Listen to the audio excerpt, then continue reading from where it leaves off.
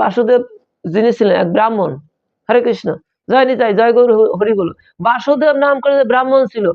মহাপ্রভু যখন কুর্মক্ষেত্রে গেলেন, কুর্মক্ষেত্রে গিয়ে দেখলেন কুর্মক্ষেত্রে হরিনাম বিতরণ করছে, তার অন্তরঙ্গ ভক্তদের নিয়ে হরিনাম বিতরণ করছে।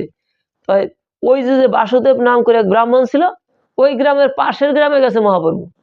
তো পাশের গ্রামে গিয়েছে, ওদিকে খবর পেয়েছে ওই যে বাসুদেব নাম করে যে ব্রাহ্মণ ছিল, এই ব্রাহ্মণ কি করছে, যে চিন্তা করছে এই জড় বস্তুর প্রতি আকৃষ্ট হয়ে পড়ছে, ভগবানকে বিস্মরণ হয়ে সুদের ব্যবসা করতো। সুদের ব্যবসা, সুদের পরে আবার চক্রবৃদ্ধি সুদ আছে।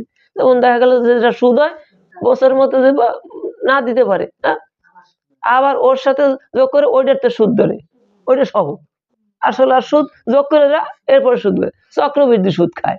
এরকম করে করে আর সুদের ব্যবসা করে অল্প দিনে আঙ্গুল ফুলে কলা গাছ ধনী হয়ে যায়, হয় না?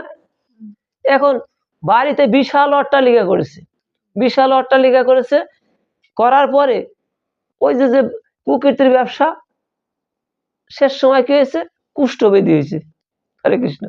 কুষ্ঠব্যাধিতে এমন কুষ্ঠব্যাধি হয়েছে যে এখন ওই দেহ থেকে কন্ডুরস ঝরে পড়ে, দেহ আস্তে আস্তে পচে গলে যাচ্ছে। কুষ্ঠব্যাধি মানে যখন কঠিনতর হয়ে দাঁড়ায়, এইবার ছেলে সন্তান যারা আছে, পুত্রবধূ আছে, আর আদরের স্ত্রী আছে, সকলে চিন্তা করে একই অবস্থা, এই কুষ্ঠব্যাধি এলা মানুষ এই বিল্ডিং এর ভিতরে দেখা যায়। অথচ এই বিল্ডিংটাতে সে ওই এই কুকীর্তির ব্যবসা করেই কিন্তু এই বিল্ডিংটা করছে কার জন্য? ওই যে দ্বারা পুত্র পরিবার, এদের জন্য, এদের সুখ স্বাচ্ছন্দ্যে থাকবে দেখে এই ব্যবসা করে করে দিয়েছে। কিন্তু এখন যখন কুষ্ঠব্যাধি হয়েছে, ওনারা বলছে তাড়াতাড়ি ঘর থেকে নামাও, ঘর থেকে বের করে দাও। কোথায়?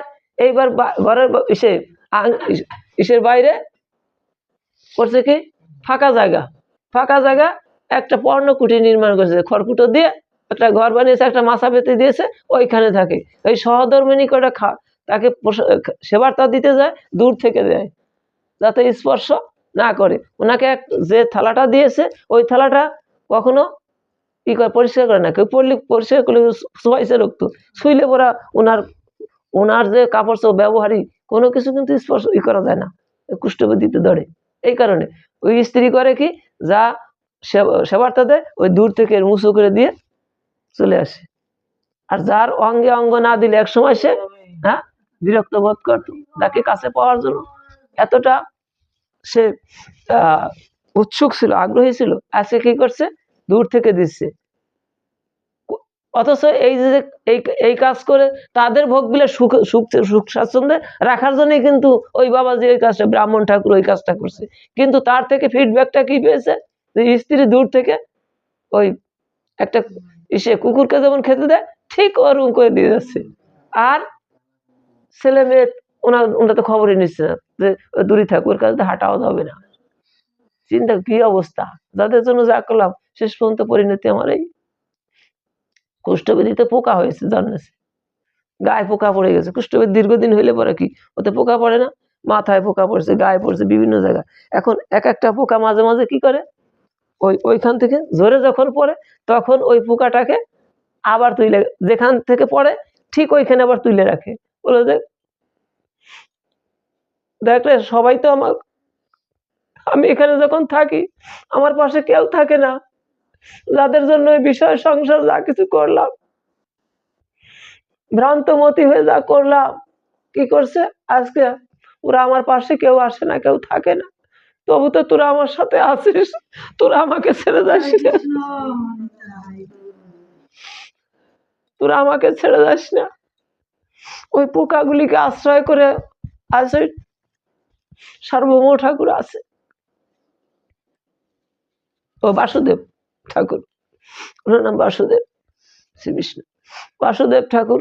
উনি কি করছে, বাসুদেব ব্রাহ্মণ ওই পোকাগুলি ধরে যেখান থেকে ঝরে পড়ে ওইখানে আবার স্থানান্তর করে দেয়, থাক এখানে থাক, যাস না, তোরা তোরা তোরা গেলে যে আমি একা, সম্পূর্ণ একা হয়ে যাই। উনি সংবাদ পেয়েছে যে মহাপ্রভু নাকি আসছে পাশের গ্রামে। তো এখন কুষ্ঠব্যাধি নিয়েই কি করছে, ওই চলছে কুষ্ঠবেদী নিয়ে হামাগুড়ি দিয়ে দিয়ে চলছে যে মহাপ্রভুর চরণ দর্শন করার জন্য ছুটে চলছে। কিন্তু এমনই ভাগ্য, যখন ওই গ্রামে উনি হামাগুড়ি খেতে খেতে ওই গ্রামে গিয়েছে, জিজ্ঞেস করছে এই গ্রামে নাকি মহাপ্রভু এসেছে। তারা বললো যে মহাপ্রভু কিছু সময় আগে এই গ্রাম থেকে চলে গেছে।